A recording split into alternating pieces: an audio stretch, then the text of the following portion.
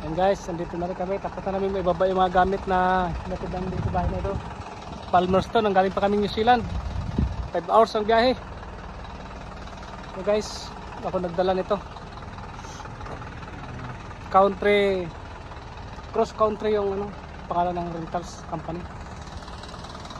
Bago guys, parang kami pa lang unang nakagamit. Kasi ang loob, plywood sa loob, parang buhay pa yung plywood, bago pa yung plywood. Kita nyo naman yan, hindi na kailangan sabihin pa.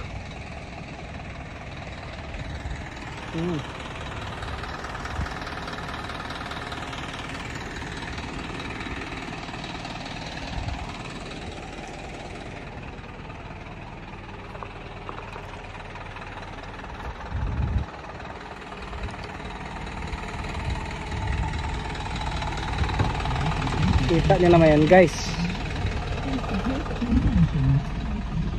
Ito guys, oh.